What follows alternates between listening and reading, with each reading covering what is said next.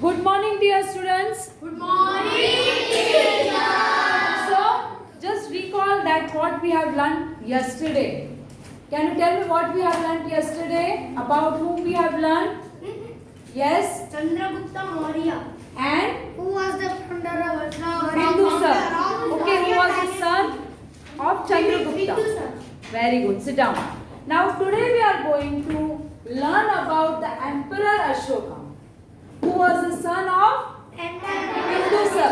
Yes. Okay, here you can underline 273 BC to 232 BC he ruled in the Magad state.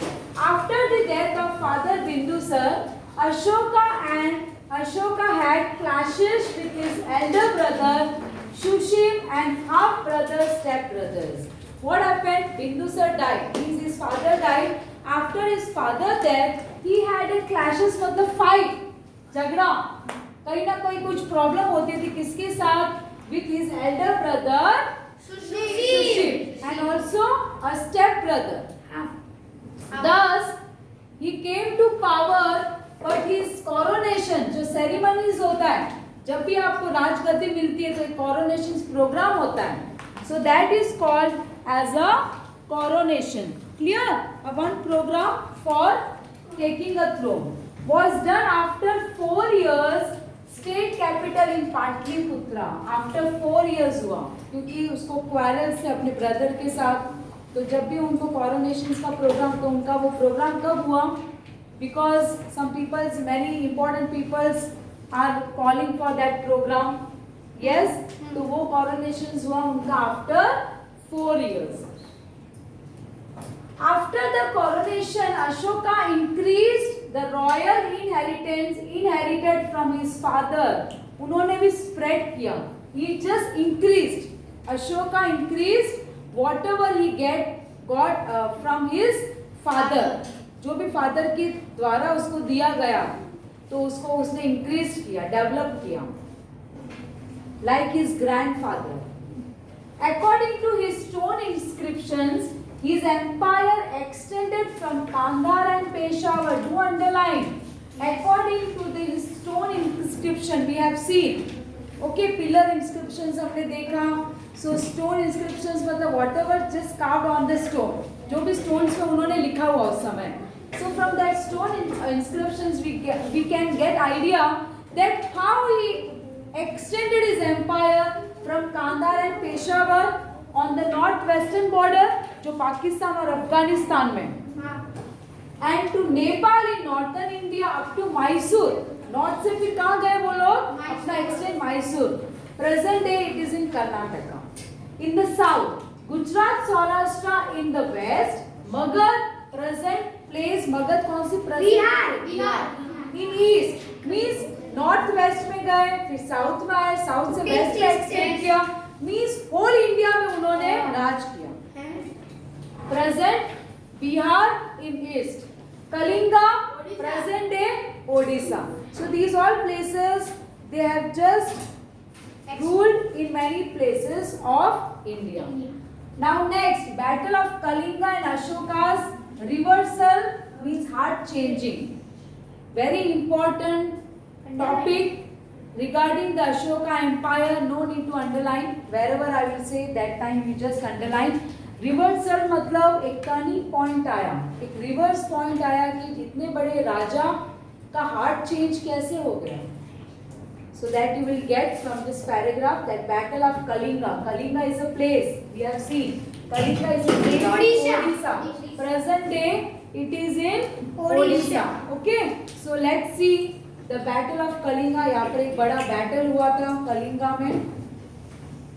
Kalinga, situated in the neighborhood of Magad, was a part of Magad Empire at the time of Nanda kings. Nanda dynasty. We have seen कि before Mauryan Empire कौन सा हमारे देश में Nanda dynasty. तो उस समय क्या था? ये Kalinga was a place included in the Nanda dynasty. कहाँ पर include था? Neighborhood of Magad. But after establishment of Mauryan Empire, very important to understand, it became independent. उसके बाद independent मतलब separate हो गया. Magad एंड कलिंगा क्या हो गया? and this what to say, the Kalinga become a independent. जब मौर्य डायनेस्टी का एस्टैब्लिश हुआ था, Ashoka who wished to make Kalinga a part of Magad Empire again. फिर क्या हुआ, चंद्रगुप्ता गए, उन्होंने भी कलिंगा को जीतने का ट्राई नहीं किया. He also don't want that Magadh के साथ ज्वाइंट हो जाए ये जगह, क्योंकि आजू बाजू वाली जगह थी. But Ashoka thought कि again I have to capture Kalinga place in the Mauryan dynasty. अभी ये प्लेस भी मुझे कैप्चर करना पड़ेगा. ओके, वो रीगेन करना पड़ेगा, क्योंकि नंद डायनेस्टी में ये ज्वाइंट था, बट मौर्यन डायनेस्टी के साथ नहीं था. So he wanted to become a part of Magadha empire again. Declared war on king Jayant of Kalinga. Underline. So that time who was ruling in Kalinga? King Jayant. तो उसने बोला कि अब मैं डिक्लेयर करता हूँ वॉर, क्योंकि मुझे ये जगह चाहिए अगेन. अब ये कलिंगा को भी मैं जीतना चाहता हूँ. तो उसने वॉर का एक चेतावनी दे दी, चलो हम वॉर करने आ रहे हैं आपके पास. तो किंग जयंत को डिक्लेयर कर दिया. In the 8th year of his coronation, Ashoka was victorious in this war. Finally what happened? Ashoka has won this. जीत गया ये वॉर. कौन सा war? Kalinga war. He won. After achieving victory in the war, what happened? जीत गया उसने, कलिंगा जीत लिया. War में क्या हो, किसकी जीत हुई? अशोका की. And after achieving victory in the war, Ashoka saw gloom and sorrow everywhere in the battlefield as well as in the city. जीत तो गया अशोका. वेरी इंपॉर्टेंट स्टूडेंट्स, बहुत एक इंपॉर्टेंट स्टोरी रिलेटेड अशोका. वो जीत तो गए ये war, but after war what happened? Everywhere battlefield, मतलब जहाँ पर मैदान में फाइट हुआ था, बैटल हुआ था, everywhere there is a gloom and sorrow, sadness. Sadness. Gloom means a feeling of sad, a feeling of being sad. You can write a feeling of being sad. सब जगह पे मातम बोलते हैं ना, मातम छा गया. तो मरते तो कैसे शांति हो जाती है. तो gloom and sorrow मतलब sadness everywhere in the battlefield as well as in the city. मतलब इतने सारे लोग मरे थे वहां पर. कलिंगा जीत तो लिया अशोका ने, तो क्यों वहां पर पूरा सैडनेस था?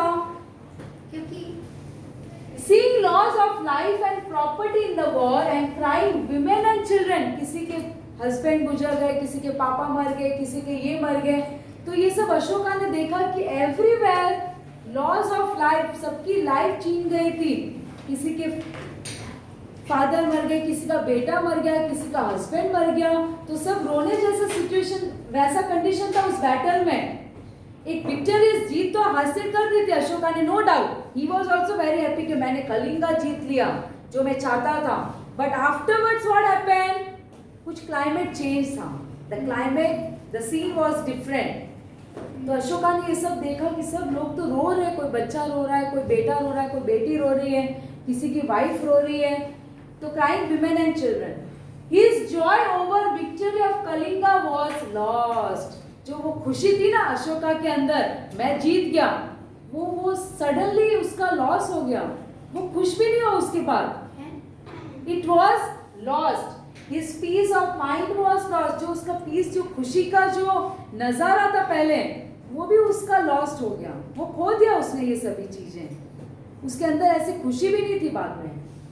Ashoka's heart was filled with feeling of remorse and regret. Remorse and regret. Okay, तो remorse आप लिख सकते हो guilty feel करना, guilt for wrong committed. Write the meaning. Remorse, guilt for wrong committed. तो उसको फील हुआ, वो खुशी नहीं थी उसको. रिग्रेट मतलब रिग्रेट करना, टू फील सॉरी करना कि मैंने ये क्या कर दिया. टू फील रिग्रेट, सॉरी कि मैंने कितने सारे, मेरी खुशी के लिए मैंने कितने हजारों लाखों लोगों की खुशी मैंने छीन ली. तो he felt very sad, remorse, regret over the war. He understood the futility of war and Kalinga war became the final war of his life. Very important, exam में आएगा. Which war was the final war of Ashoka? Kalinga war. Yes, futility means जो pointless, uselessness, pointless of war. उसको लगा कि मैं जीतना, ये मैंने जीता नहीं है, ये मैंने हारा है. बिकॉज मेरी अकेले की खुशी के लिए मैंने हजारों लोगों को अनाथ कर दिया है. पीपल्स, अगर लोग कहीं रोएंगे तो हम उसकी खुशी मना सकते हैं? मैं तो खुश हूँ, बट लोग कितने दुखी है वो मेन हमें देखना है. So here Ashoka felt very sad, और वह उसके बाद उन्होंने कभी वॉर नहीं किया. Yes, Buddhist monk Upagupta taught him to renounce his weapons and take up the scriptures. फिर बुद्धिस्ट एक मॉन्क थे, क्योंकि Ashoka also followed the Buddhism. उन्होंने बुद्धिस्ट रिलीजियस को फॉलो किया. Understood? Yes. So Upagupta, who was his क्या बोलते गुरु कौन थे उनके? Upagupta. So he followed him and Upagupta ने उसको renounce मतलब रिजेक्ट करो. क्या लाइफ में वेपन्स को आप रिजेक्ट कर दो. अभी इससे कभी हथियार को हाथ मत लगाना, क्योंकि उससे तो मौत ही होती है ना. हम लोगों को कितने हजारों लोगों को मारते हैं, खून होता है. सो यहाँ पर उपगुप्ता ने एडवाइस दिया उनको, आप सब वेपन्स को छोड़ दो, भले आप राजा हो बट दया करो. उस समय से अशोका चेंज हो गया, उनका हार्ट चेंज हो गया. ही जस्ट टोटली डिफरेंट पर्सन, क्योंकि उससे देखा नहीं गया कि how the battle field full of sorrow, sad. कोई बेचारा आदमी रो, सबके खो दिए ना कहीं ना कहीं family members. And take up the scriptures. By adopting Buddhism Ashoka become a religious man for a diplomatic man. यहाँ से वो क्या हो गए? डिप्लोमेटिक जो पूरे राज्य को संभालते थे अपने टैक्टिस से, अपने जो रीति, अपने जो मेथड से, आज वो एक रिलीजियस मैन हो गए. लाइक हमने नहीं पढ़ा था महावीर स्वामी बुद्धिज्म, उन्होंने कैसे रिलीजियस को फॉलो किया, शांति से मेडिटेशन करने लगे. तो same Ashoka also followed Buddhism and become a religious man. धर्म को खाली सादा इंसान बन गए वो, राजा से. Ashoka was the first ruler who tried to convey his message to the people through his inscription. Underline, he was the first person जिन्होंने लोगों को मैसेज स्प्रेड किया through his inscription stone. Inscription मतलब पता है ना, स्टोन्स हैं या मेटल्स में कार्विंग करके लिखना. Language of most of Ashoka's inscription is Prakrit And script is Brahmi. ये लैंग्वेज के नेम है. ओके, तो मोस्टली इन्होंने इस लैंग्वेज में लोगों को प्रीचिंग किया. So you can see from this image Brahmi script.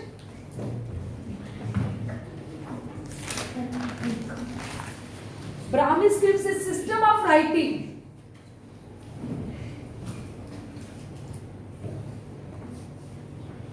Brahmi scripts, student, you can write is a writing system of ancient South Asia. पुराने जो ancient हमारा पीरियड था ना, उस समय की ये लैंग्वेज है. Is a writing system, okay, of ancient Asia. Most of the scripts of modern India were developed from Brahmi script. Here you can see the letter A in different scripts. So scripts का मतलब होता है writing, different types of writing. So you can see Prarambik, Brahmi, Devanagari, Hindi, Kannada, Malayalam, Tamil. So different scripts वहां से develop होने लगा हमारे country में. ओके ना. अशोका's inscriptions describing the battle of Kalinga.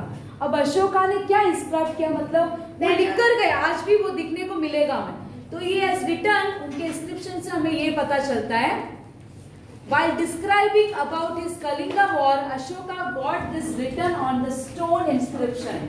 जब भी उन्होंने कलिंगा वॉर के बारे में डिस्क्राइब किया था, Here the feelings after Kalinga war, तो ये उन्होंने स्टोन में लिखा हुआ है, इंस्क्राइब किया हुआ है. 8 years after becoming king, I conquered Kalinga. ये उनके खुद का रिटन वर्क है. हाँ, किसी ने लिखा नहीं, उन्होंने खुद से लिखा है. Wait, 8 years after becoming king, मुझे 8 साल हो गए थे राजा बने हुए, and after I conquered Kalinga, क्योंकि मुझे कलिंगा को ही मगध के साथ ज्वाइन करना था, इसलिए मुझे कलिंगा में फाइट करना जरूरी, वॉर करना जरूरी था. After 1.5 lakh people were imprison. कितने लोग कैद हो गए उसके बाद? About 1.5 lakh people in prison. More than 1 lakh people were killed. हम तो हजारों की बात कर रहे थे students. 1 lakh people were killed of this Kalinga. तो कोई राजा खुश हो सकता है कि मेरे जीत के कारण, मेरी खुशी के कारण 1 लाख लोग मरे यहाँ पर. So ये खुद के उनके वर्ड्स है अशोका के, जो आज भी हमें स्टोन्स में दिखने को मिलता है, लिखा है उन्होंने. This made me very sad because lakhs of people were killed in this battle, and because of me only, because of me. People who love their relatives and friends and are gracious towards their slaves and dead are also killed in the war, or they lost their loved ones. People जो एक दूसरे से प्यार करते थे, family थी, members थे, वो सब मारे गए मेरे कारण. यस, उनकी फैमिली तो अभी सेपरेट हो गई, किसी का बेटा मरा तो किसी की पापा गए, किसी का क्या बोलते हैं हस्बैंड गए, तो किसी का भाई भी मरा. So are also killed in the war, और they lost their loved one. So I am regretting. मुझे अभी रिग्रेटिंग मतलब मुझे गिल्टी फील हो रहा है. जब भी हम गलत काम करते हैं तो हम क्या करते हैं? We feel regretting. हमें शर्म आती है. We feel guilt. Now I have decided to follow Dhamma and teach other people its principle. धर्म मतलब अब मैं धर्म को मानूंगा, मैं लोगों को मारामारी का काम नहीं कर. जैसे हमने पढ़ा कि महावीर स्वामी बुद्धिज्म ये क्या बोलते हैं, एनिमल वायलेंस. वो लोग कैसे हमें बताए कि कैसे हमें किल नहीं करना चाहिए, how to be a kind towards people. Yes, so अब उन्होंने बोला कि मैं लोगों को भी सिखाऊंगा धर्म क्या होता है, ज्ञान क्या होता है, and the good morals I will teach. Yes, you can do. I believe that winning people's heart through dharma is better than forcefully winning people. जबरदस्ती मारकर मैं किसी का क्या बोलते हैं, अगर किसी के पर्सन्स का, I believe that winning people's heart through dharma is better than forcefully winning people. किसी को भी अगर दिल जीतना है तो अच्छे काम करके उनका दिल जीतिए. I am carving this inscriptions as a message for the future. आज की जनरेशन, आज भी हमें अशोका हमें मैसेज दे रहा है, क्योंकि उन्होंने लिखा है कि मैं ये मैसेज सबको दे रहा हूँ. जितने भी ईयर्स के लोग आएंगे, जितने भी जनरेशन्स के लोग आएंगे, they should pass this message for the future, so that after me my son and even grandchildren do not think of indulging in war. Indulging in the war मतलब वॉर नहीं करे वो भी फ्यूचर में, क्योंकि वॉर में बहुत सारे लोग मारे जाते हैं. हमें तो अपना जीत जाते हैं हम लोग, बट पीछे लोग कितने मर जाते हैं. सो मेरे ग्रैंडसन और मेरे फ्यूचर के जो जनरेशन पीपल भी सीखेंगे मेरे ये स्टोन इंस्क्रिप्शन जो मैं आज लिख कर जा रहा हूँ. They should think about the ways in which they could spread Dhamma. Dhamma is Prakrit form of Sanskrit word dharma. तो लोग को रियल नॉलेज मिलना चाहिए कि धर्म क्या होता है. धर्म मारामारी या किसी को दुख पहुंचाना नहीं है. Now we'll move to the next paragraph. Ashoka's inscription written in Prakrit language has been found on the way to Damodar Kund near Girnar mountains in Junagadh, that is in Gujarat. Okay, तो अशोका's inscriptions कहाँ लिखा हुआ है? ये अपने गुजरात जो place आए हुए माउंटेन गिरनार में उनका inscriptions लिखा हुआ है. आज भी अगर आप वहाँ विजिट करोगे, you will able to read his message. These inscriptions contain article of 3 kings. Okay, तो 3 kings के बारे में यहाँ पर articles लिखा हुआ है. This article is from King Mahakshatrapa Rudra Daman. This article gives details about Sudarshan Talab Lake. That is reserved. तालाब तो पता है आपको, लेक जहाँ पर पानी होता है. Constructed by Governor Pushyagupta, who was governor at the time of Maurya King Chandragupta. Canals made for irrigations by Yavanraj, who was the governor at the time of Ashoka. So this governor plays a very important role. अब lake important क्यों construct करना for the irrigation purpose, लोगों को कहीं खेती बाड़ी में problem नहीं हो, पानी का कोई फैसिलिटी कम नहीं हो, for that purpose this governor, तो do underline this governor name who was Pushyagupta, तो you can say the governor at the time of Mauryan king Chandragupta. अब अशोका टाइम में कौन गवर्नर थे? यवनराज, नहीं अशोका के टाइम पे यवनराज। So these governor just constructed canals. Study map 6.2 to obtain more information about the places where Ashoka inscriptions have been found. Likewise, many inscriptions were left by Ashokas. Now study the map and answer the following questions with the help of your teacher and write answer in your notebook. Where are the Ashoka's inscriptions found? Find out where these places are in the present time. This is your homework. ये दो questions का answer मुझे चाहिए कि where you can find various Ashoka's inscriptions in India. Okay, I hope that you will find out these answers till tomorrow. With this, I am just stop this explanation. Tomorrow I will go with the next topic.